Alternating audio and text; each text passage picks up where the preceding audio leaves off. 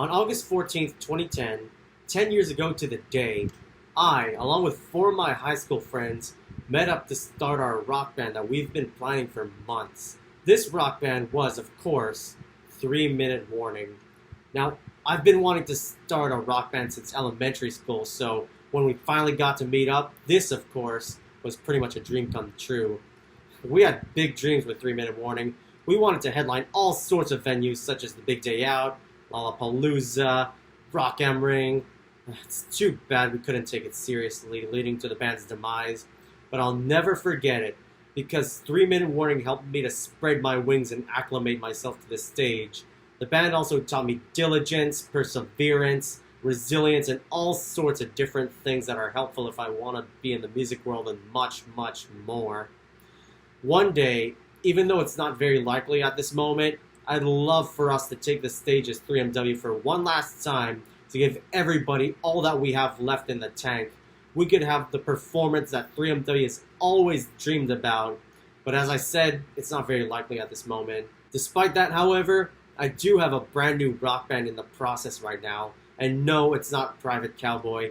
Justin and I pretty much abandoned that project already, though Justin will have a potential managerial role for this new rock band. We only have 2 official members right now, me and my coworker, though we're just waiting for you-know-what to subside later this year. Heck, we'll wait until 2021 if it has to take that long.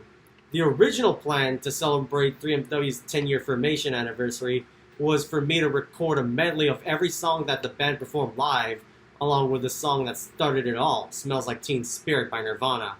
However, I had to go back to work on June 26th, so the time that I had to record the medley was getting slimmer and slimmer. Eventually, I had the unfortunate decision to abandon that project. However, I still wanted to do something to commemorate this 10-year anniversary, so I decided to rank every 3MW live performance from worst to first. Keep in mind, however, that this is my own opinion list, so don't take too much offense to it. If my former members want to do their own rankings, then go right ahead, guys. Keep in mind as well, though, that for 9 of the songs, I wasn't there due to my termination from 3MW for about 3 or 4 months. The list was ranked based on things like how we played the song, how recognizable the song was, and some other similar factors. So without further ado, let's dive right in. At number 17, EVERLONG by the Foo Fighters. I'm sorry guys, but that song was a complete train wreck. And I'm not just saying that because I was still terminated from the band. I'll admit, the song isn't exactly the easiest song out there, especially on the drums. Kudos to you, Austin, for being able to power through it. But that song was a complete disaster that day. Griffin, sorry dude, but that guitar ain't tuned. The vocals, well, I'll admit, though they weren't the best, to Griffin's defense, as far as I remember, that was the last song that day, and he had to sing a song or two which weren't exactly the easiest songs to sing. Plus, I don't think that the song choice as the last of the day is the best choice. Now, I'm pretty sure that there are 100 sides to every story, so there was likely a reason for it for being the last song of the day, which I'm not sure of at this moment, but I would have put the song second to last on the set list if I had the choice. It just seems like that would be the case for me. I could ramble on and on about that song, but in a nutshell, this song has the unfortunate distinction of being at the bottom of my list.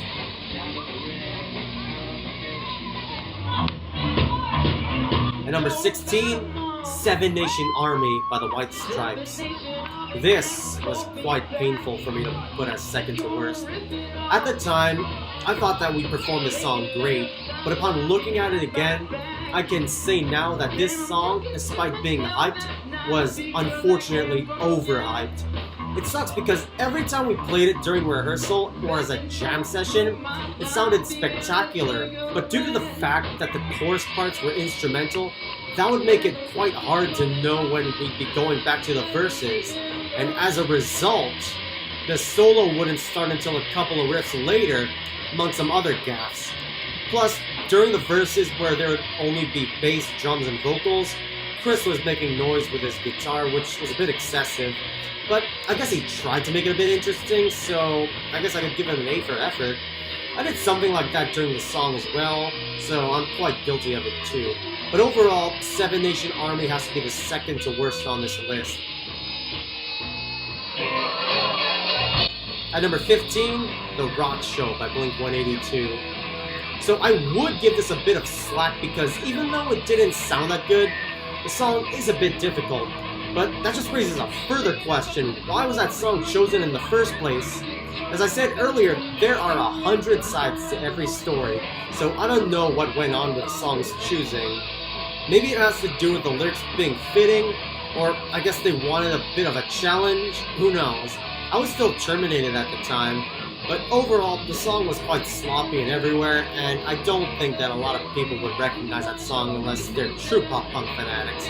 Sure, the song was in Guitar Hero 5, the best of the Guitar Hero rock band era, but other than that, while it is a good song, it doesn't stick out as much as some of Blink-182's other songs. Personally, I would have gone with the song Damn It, but even that song was kind of hard at the time.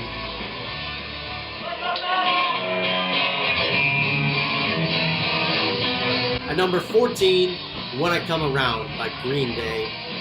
This is a classic Green Day song from the 1994 album DUMPWEED, so this would be a good song choice in my opinion. However, 3-minute warning performing it live was a bit of a different story. Once again, Griffin's guitar was out of tune, so it kind of took the fun away from the song. I don't know what kind of guitar that was, it looked like it may have been a Squire, so that's probably why it was out of tune. While it doesn't seem like an out-of-tune guitar would ruin the entire performance of the song, I would say that it was almost like accidentally missing a question on a multiple-choice test, thus skewing the answers almost completely. I do remember, however, that they did do a redux of the song while we were at the shop for a Super Bowl 47 party. They provided their own halftime show. And when they performed it, it sounded much better, though Griffin was saying those joke lyrics over it. But this performance was one of those performances that could have been much better if one thing was in place.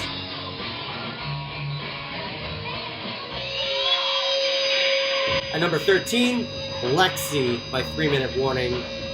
It pains me to put our only original song performed live on the bottom half of this list, especially since I wrote most of the song, not to toot my own horn. But unfortunately, the song wasn't that well performed. Sure, while the lyrics were written by me while I was canned, the music itself, which wasn't the first riff for the song, was written in only a week, so that gave us very little time to rehearse it. Plus the guitar pedal that I was using died before the song started, so that took some of the fun away from it. The backing vocals that I provided were last minute, having come up with them before the show, but they were a bit inconsistent, so I kinda had to improvise my way through them. If we had the chance, we could try again, but as I said earlier, it's not very likely at this moment.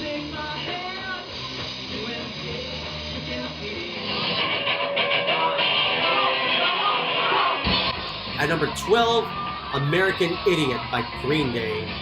Another popular song, often regarded as one of Green Day's comeback songs from the rock opera album with the same name. This version of the song was the Live 8 version, if I'm not mistaken. Despite its popularity though, the audience didn't sing along when Griffin pointed them, which I'll admit was kind of funny. The song was performed decently. I especially like Brandon's bass playing, which was pretty distinct throughout the song. I don't know what the hell went with the guitar solo though. Not even Brandon's awesome bass skills could save it. I can kinda understand though, with our skills at the time, I don't think any of us could memorize the solo by heart except Austin. But I think only he could play the drum parts by heart as well, so there wasn't any viable options at this time. If I was still there, however, I'm pretty sure that I probably would have tried to do the solo, though I wouldn't guarantee anything. Chris probably would have attempted it, but at the time, he wasn't too big on Green Day. Again, 100 sides to every story, not sure what went into the planning, but let's move on.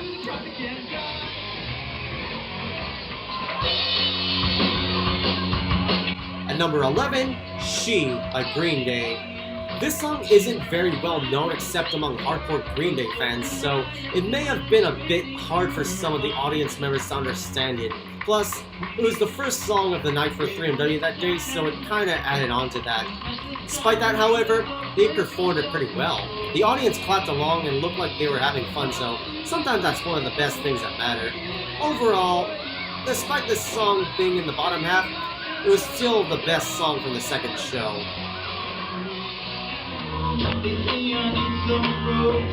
Number 10, Pork and Beans by WEEZER.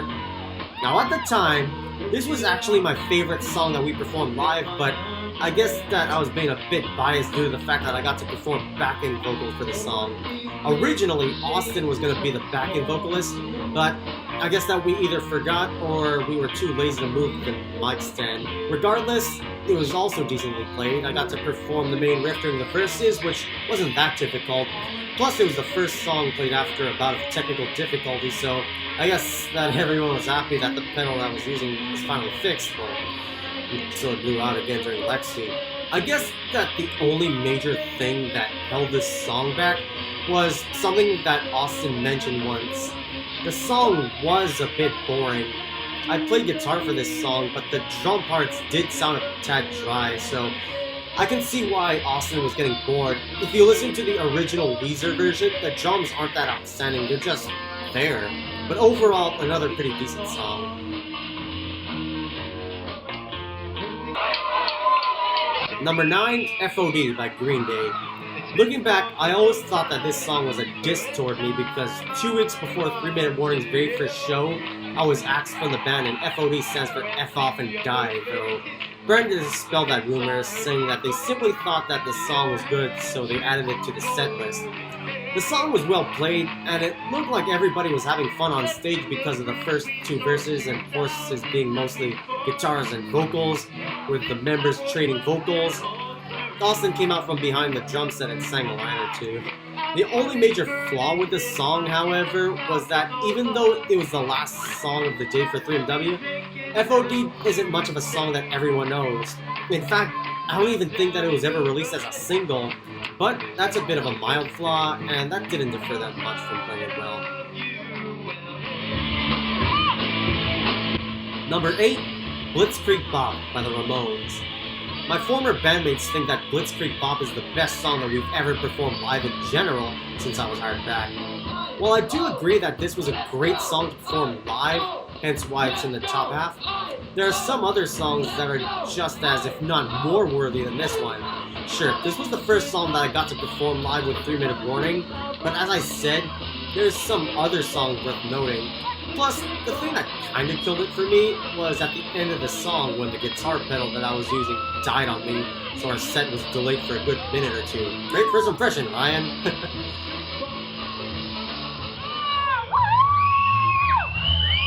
At number 7, Hysteria by MUSE. This was the last song ever performed live by 3 Minute Warning. Overall, it was a great choice. Brandon got a bit of a challenge when learning the bass line, and it sure paid off. He was so good. I remember when we were performing it, one of the members of the buddy system was fangirling the hell out. He was on the ground screaming like a teenage girl at a BTS concert. But where Brandon succeeded, Chris and I had to catch up a bit. Jeremy Hartshorn, who was technically our manager at the time, had to teach me and Chris how to play the riff to Hysteria on the guitar. The result at the show was a riff that sounded like a cat being strangled, but I didn't really let it faze me much. It was a great way to end the show despite it being our last live performance. At least we got to go out with a bang.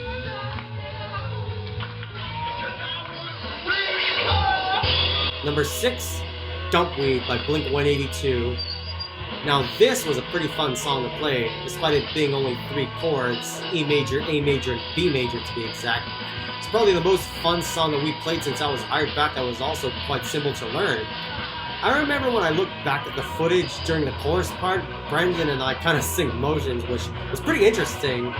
Despite a slight screw up at the end of the song, we were still able to save it, which was very lucky in my opinion. But overall, despite being a good but not very popular Blink-182 song, this was a great song that we performed live.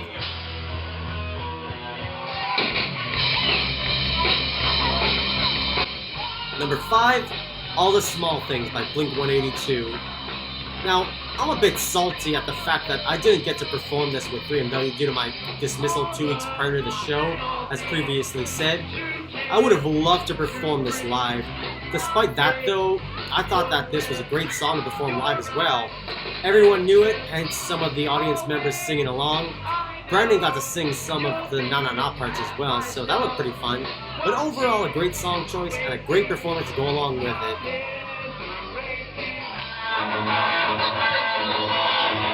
Now number 4, Pretty Vacant by the Sex Pistols. If it weren't for Blitzkrieg Bop, this song would have been the oldest song that we performed live because Pretty Vacant was released in 1977, while Blitzkrieg Bop was released in 1976. Despite that, this song was really fun to play. Sure, it didn't follow the original song's structure and tempo much, but sometimes you gotta play the song as if it's your own, otherwise it just becomes a generic carbon copy. I once remembered that we were fixing to rehearse this song at one of our rehearsals, but Chris didn't practice at home because he was quote-unquote playing Batman Arkham City. As a result, I had the slightly rare opportunity to teach him how to play it. I mean, it isn't that hard, it's just an arpeggiated A power chord. It's a lot easier to play than explain. But overall, an amazing song performance with a big rock ending. And it wasn't even the last song of our set, though we did add a big rock ending to Hysteria as well. Number 3, Brain Stew Jaded by Green Day. Yes, another Green Day song. Semi-spoiler alert, it's not the last Green Day song on this list. This song was just spectacular in so many ways, whether it be the chugging guitar chords, or Austin pumping up the crowd like the Reading Festival. It was too much of a great way to get the crowd pumped up even more.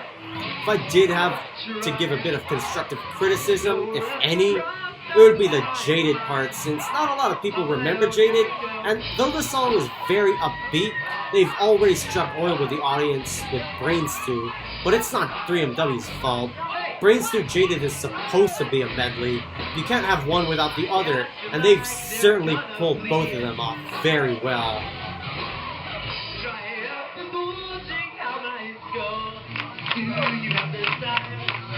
At number 2, Basket Case by Green Day. The very first song performed live by 3 Minute Warning. This exceeded a lot of people's expectations. Many people were wondering who these new guys were and how they would perform, and sure enough, the audience was blown away. While I wish I was there for every one of 3MW's live performances, I still think that they did awesome. This song was a great way to win over the audience and create a lasting first impression with the TMG people and the audience. A familiar upbeat song with an energetic performance is sure to win over a lot of people. Heck, if I remember, my former bandmates think that this was the best song that 3 Minute Warning ever performed live. But for me, there is one song that could top this list, which is why I saved this one for last.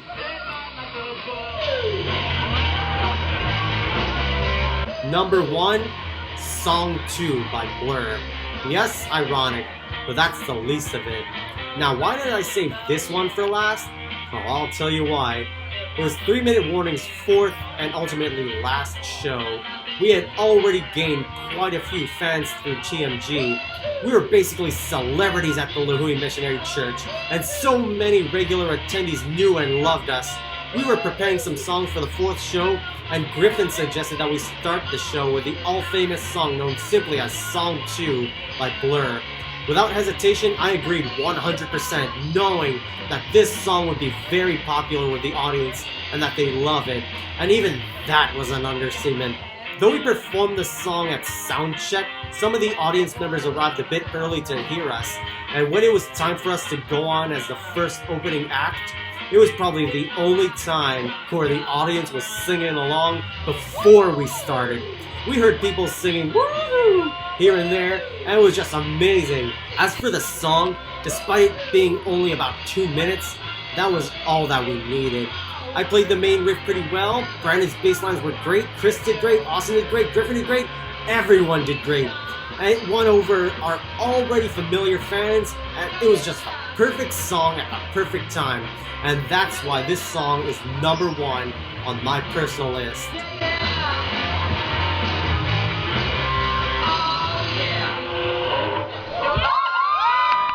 Thank you, everybody. for watching this video. I hope a lot of you like my choices, and I hope to see you all again sometime soon. Take care.